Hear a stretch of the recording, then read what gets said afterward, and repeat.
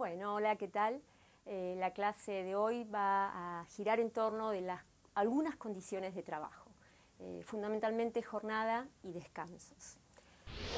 Cuando hablamos de condiciones de trabajo nos referimos a aquellas obligaciones emergentes de la relación laboral vinculadas con las prestaciones recíprocas que se deben las partes, fundamentalmente con lo que tiene que ver con la prestación del trabajador, asegurarle la dignidad de esa prestación a través de determinadas condiciones de trabajo. ¿Cuáles son esas condiciones? Bueno, fundamentalmente jornada, descansos, el descanso diario, el descanso semanal, el descanso anual, y también lo que tiene que ver con seguridad e higiene, con el ambiente de trabajo en el que se desarrollan las prestaciones. Nosotros, como dijimos, nos vamos a acotar a jornada y descansos. Y quisiera señalar que nuestra Constitución Nacional expresamente hace referencia a las condiciones dignas y equitativas de labor, que son estas condiciones a las que nos estamos refiriendo. El tiempo de trabajo es esencial, no solamente a nivel existencial para el trabajador, sino para analizar dos institutos muy importantes como son jornada y descansos. El contrato de trabajo es un contrato de ejecución continuada, cuyas prestaciones se van desarrollando a lo largo del tiempo. Por eso vamos a ver que el tiempo incide no solamente en el tipo de contratación, si es por tiempo indeterminado o por tiempo determinado, sino también respecto de la duración de la prestación de tareas y por ende como contracara con el descanso, diario, semanal, anual. Si nosotros tenemos que decir qué lugar ocupa la jornada de trabajo y los descansos dentro del contrato, vamos a ver claramente que son dos condiciones esenciales. Tanto es así que las principales luchas o reivindicaciones de la clase obrera durante el siglo XIX, cuando había una absoluta pasividad del Estado, tenían que ver con buscar la limitación al tiempo de trabajo, limitar esa jornada de trabajo que en esos momentos era muy excesiva. A mí me sirve, a los efectos de poder analizar el tema de la jornada, seguir una clasificación que tenía el doctor Podetti, que era distinguir tres etapas dentro de la jornada. Jornada libre, jornada limitada y uniforme y jornada flexible y limitada. Disculpen la letra. ¿A qué me refiero cuando hablo de jornada libre? Estoy refiriendo a la primera etapa en la cual no existía el derecho del trabajo, los albores de la revolución industrial, en los cuales claramente ante los procesos de mecanización que generaron mucha mano de obra y pocas posibilidades de trabajo, que trajo consigo necesariamente los abusos por parte de los empleadores en las fábricas, con extensísimas jornadas de labor, que muchas veces llegaban a las 14 o 15 horas diarias, se llamaban jornadas de sol a sol, y que incluso se extendían luego mucho más cuando aparece el alumbrado de gas.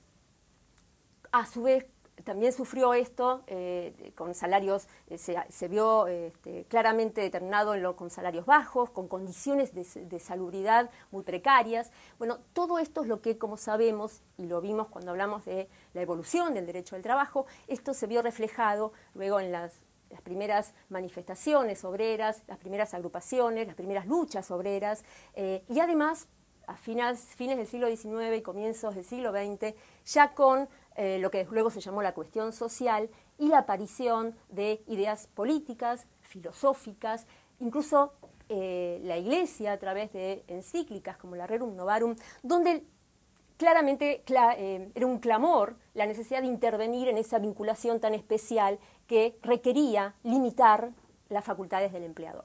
Y así fue como entonces esta primera etapa de jornada libre pasa a ser reemplazada por la etapa de jornada limitada y uniforme. ¿A qué me refiero? A las primeras legislaciones que se van dictando en materia de jornada. Si nosotros vemos la legislación en Europa, vamos a ver que ya a mitad del siglo XIX, las primeras leyes que se dictaron en materia de derecho del trabajo tienen que ver con la jornada y con los descansos. en 1849, 1850, en Francia, Inglaterra, los límites se pusieron límites de 10 horas diarias, de 10 horas y media diarias, pero lo cierto es que por primera vez se regulaba este aspecto tan esencial del contrato de trabajo.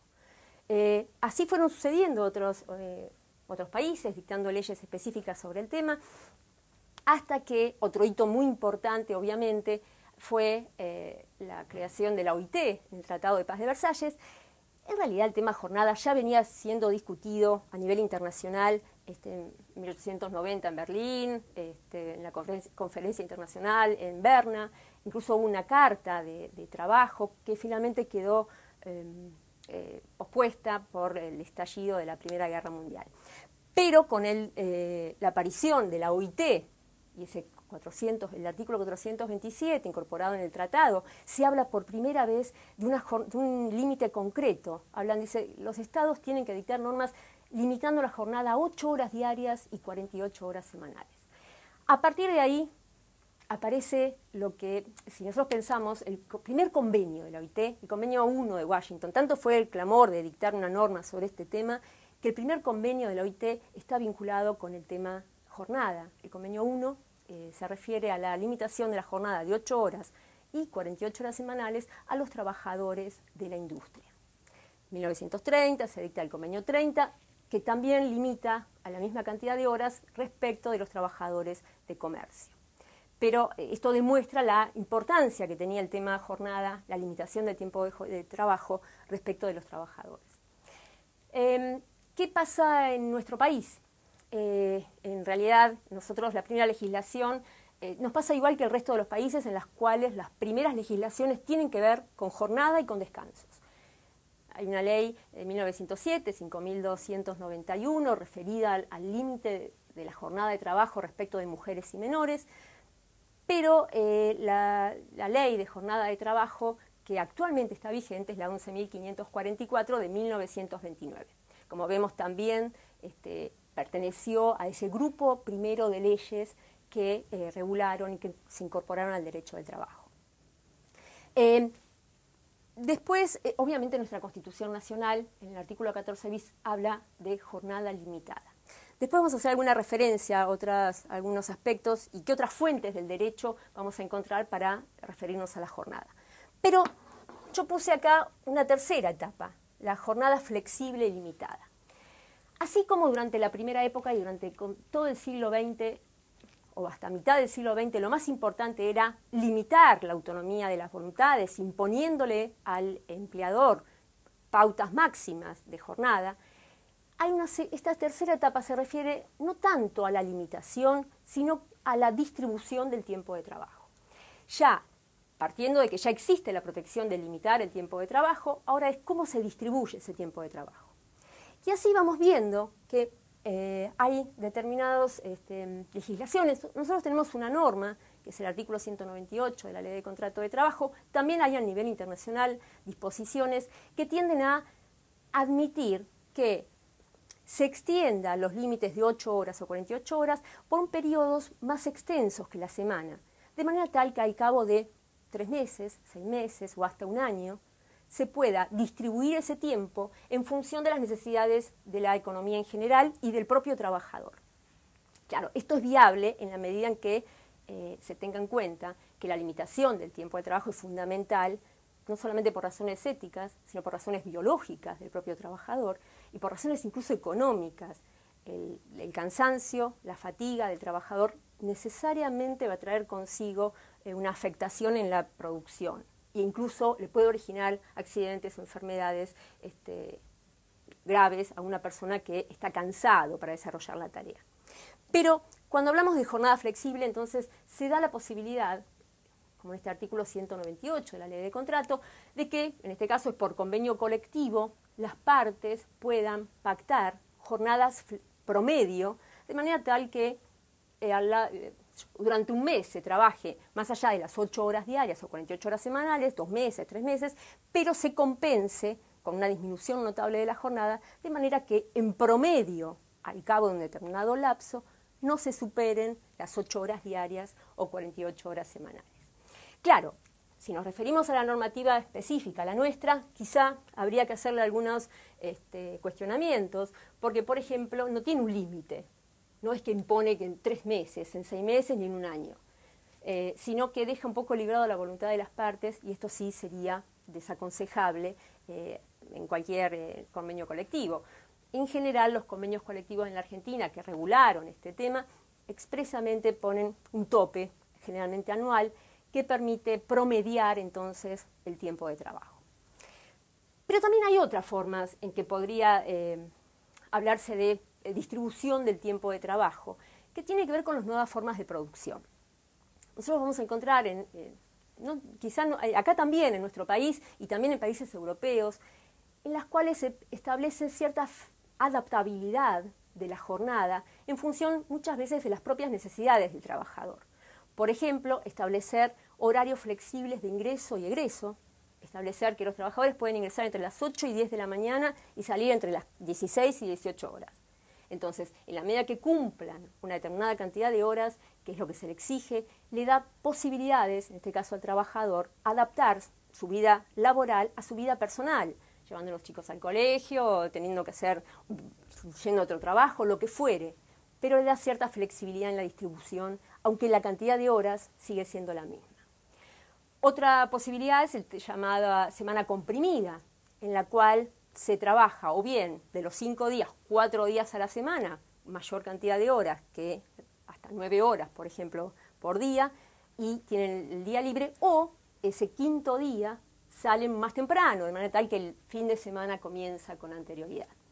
Otras formas de flexibilidad de la jornada pueden estar vinculadas al teletrabajo, la posibilidad de prestar tareas dentro de su propio ámbito, o como hacen acá en algunas empresas, por lo menos en nuestro país, en las que hay días en que se puede quedar el trabajador en la casa. Se suele llamar home office, la posibilidad de que determinado día se presten tareas desde su propio lugar. O la posibilidad de que sea el trabajador el que determine con mayor amplitud cuándo va a trabajar en la medida que cumpla una cantidad de horas crédito, una cantidad de horas determinadas por día o por semana.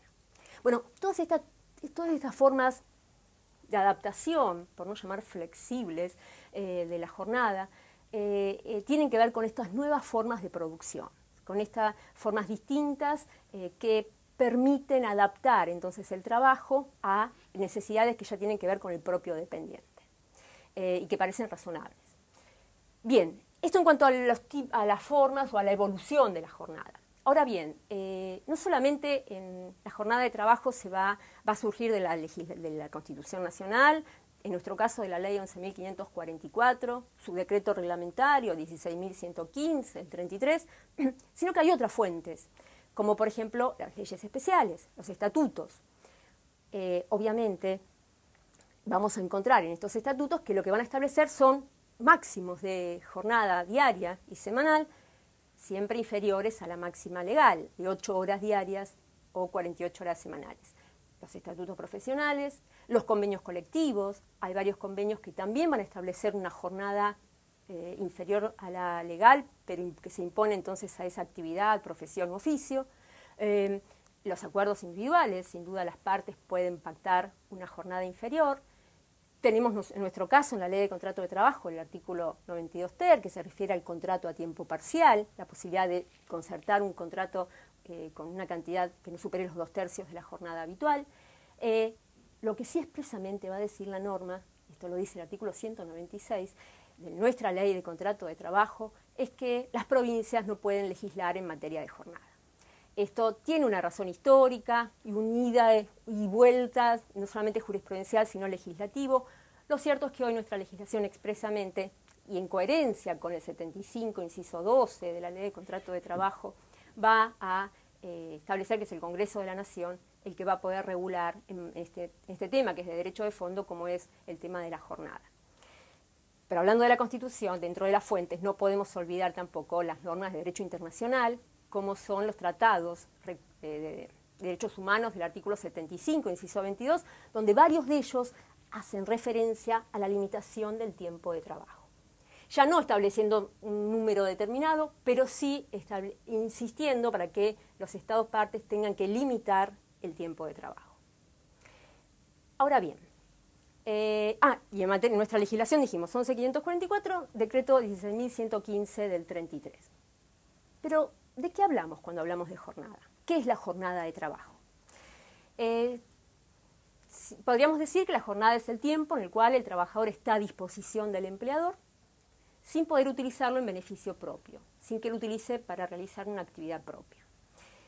Nuestra legislación adopta el mismo criterio del convenio 30 de la OIT, que es de forma nominal, es decir, nuestra característica es que la jornada es nominal.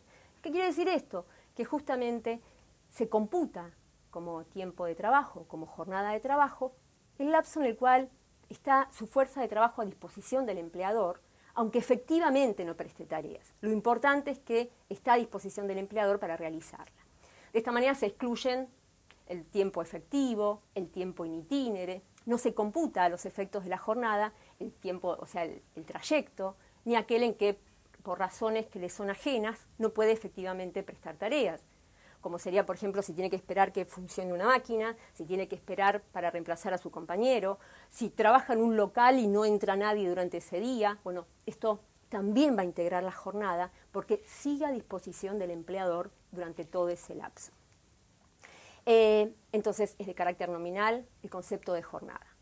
Y a veces encontramos que hay algunas discusiones acerca de qué pasa con algunas pausas que se otorgan durante la jornada de trabajo, que si se deben computar a los efectos de que sea jornada o que no sea jornada.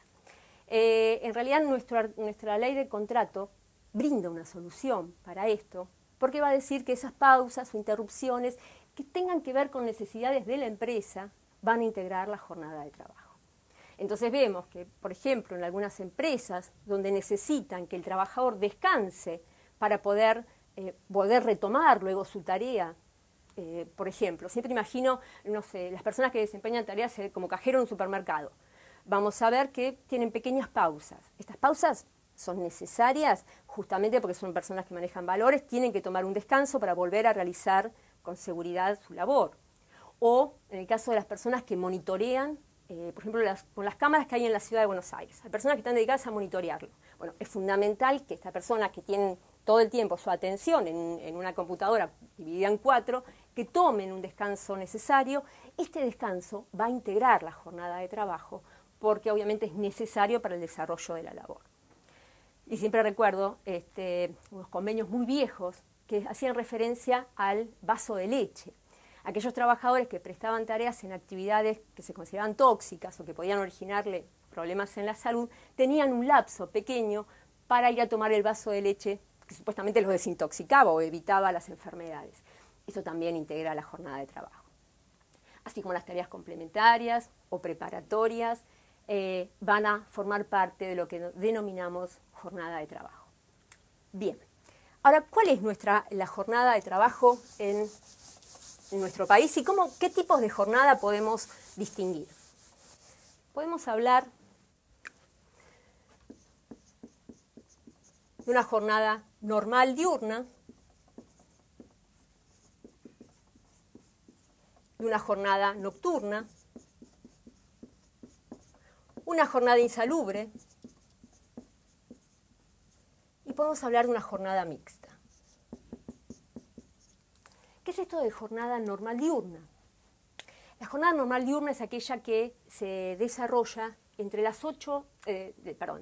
8 horas diarias o 48 horas semanales, que se desarrolla entre las 6 de la mañana y las 21 horas.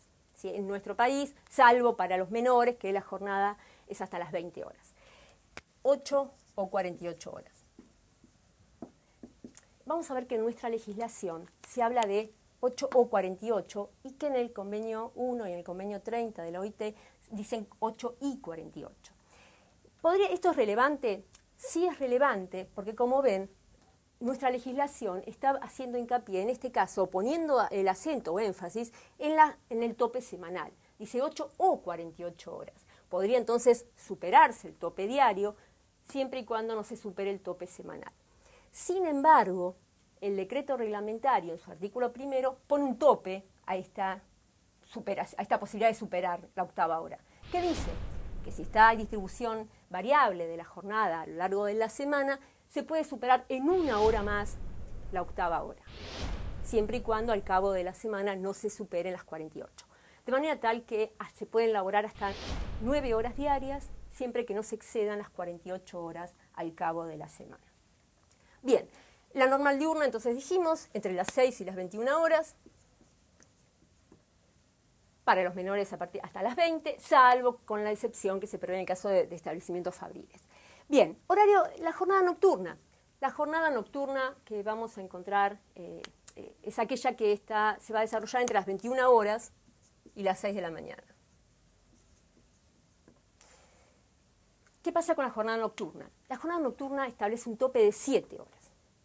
¿Por qué 7 horas? Porque es menor a la jornada diurna. Esto tiene una razón claramente biológica y de salubridad. Trabajar durante la noche necesariamente trae consigo una afectación superior o una fatiga superior que lo que implica trabajar de día. Pensemos que como ser humano nuestro reloj biológico está pensado para descansar durante la noche, con lo cual la prestación de tareas a lo largo del tiempo en horario nocturno puede traer consigo enfermedades o disminución de la atención y por ende accidentes. Por eso es que trabajar 7 horas en tareas nocturnas equivale a trabajar 8 horas en tareas diurnas. El salario tiene que ser el mismo, no podría verse afectado por esto. Los menores de edad tienen prohibido el trabajo en horario nocturno, así que solamente podrían ser todas personas mayores de 18 años. Tareas insalubres. ¿De qué hablamos cuando hablamos de tareas insalubres? O cuando la jornada es insalubre, que es lo que nos interesa acá. La primera legislación que hubo en materia de jornada insalubre, en verdad, apuntaba más que nada a las actividades insalubres. Sin embargo, ya la ley 11.544 y la ley de contrato de trabajo, que en nuestra legislación expresamente regula todo lo que tiene que ver también con jornada, que complementa la ley 11.544, vamos a ver que se apunta más que nada a condiciones de trabajo insalubres o lugares insalubres. Ya no importa la actividad en sí, porque puede haber actividad insalubre, pero si yo soy recepcionista dentro de la empresa y trabajo en una oficina en perfectas condiciones, no sería insalubre mi jornada, sino tiene que ver con las condiciones de trabajo, con los lugares en que se prestan las tareas. Ahora bien, ¿qué exige la norma? La norma, o qué es necesario, que haya un dictamen técnico, que haya un dictamen médico que pueda evaluar efectivamente que ese lugar tiene carácter insalubre, que pueda afectar a la salud de los trabajadores. ¿Qué dice el legislador? Y fíjense que va a reducir la jornada a 6 horas diarias o 36 horas semanales. Trabajar 6 horas en tareas insalubres equivale a trabajar 7 horas en tareas normales nocturnas u 8 horas en tareas normales diurnas. 6 horas es el máximo, que se puede extender porque el legislador también acá utiliza la posibilidad de que 6 o 36, fíjense que también tiene un tope semanal, con lo cual se podría trabajar hasta 7 horas, siempre y cuando al cabo de la semana no se superen las 36 horas. La idea es que aquellas personas que desempeñan tareas en este tipo de actividades, su jornada sea inferior.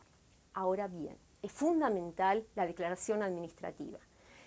Para que se considere que la jornada es insalubre, tiene que haber una declaración de la autoridad administrativa que la determine como tal. Previo dictamen médico, previo estudios, van a ver que hay todas unas normas específicas que regulan sobre el tema, pero es necesario que haya una declaración administrativa que puede ser apelada judicialmente en caso de que el empleador decida recurrirlo, si es que se decreta la insalubridad. Y la mixta. ¿De qué hablamos cuando hablamos de jornada mixta? Y porque puede pasar que alguien trabaje en horario normal diurno, parte de su jornada sea diurna y parte nocturna. Bueno, si es diurna, por ejemplo, una persona que ingresa a las 7 de la tarde y trabaja hasta las 3 de la mañana. Bueno, en este caso vamos a tener que coinciden. Algunas horas son diurnas, otras nocturnas. ¿Cómo computamos esto? Una posibilidad, que es la que establece nuestra legislación, es valorar o darle un valor más alto, o que se calcule de otra manera, cada jornada nocturna. De manera tal que, en este caso, cada hora nocturna va a ser equivalente a 1 hora 8 minutos, según nuestra legislación, 1 hora 8 minutos de la diurna. Entonces, a los efectos de saber cuántas horas trabajó, lo que voy a tomar en cuenta es 1 hora por horario, 1 hora por cada hora diurna, 1 hora 8 minutos por cada hora nocturna. Lo mismo pasa cuando coinciden tareas normales con tareas insalubres. Acá también la hora insalubre va a valer más, va a ser equivalente a 1 hora 20 minutos. El legislador en realidad hablaba de 1 hora 33, pero por un error no hay duda que es 1 hora 20 minutos. Con alguna pauta, fíjense que tan importante o tanta trascendencia tiene trabajar, proteger al que trabaja en tareas insalubres, que tiene prohibida la realización de horas extras. Y que además, si una persona trabaja más de 3 horas en tareas insalubres, toda la jornada va a ser considerada insalubre. Ya no va a estar limitado a esto. Bueno, pararíamos acá un ratito y ahora seguimos.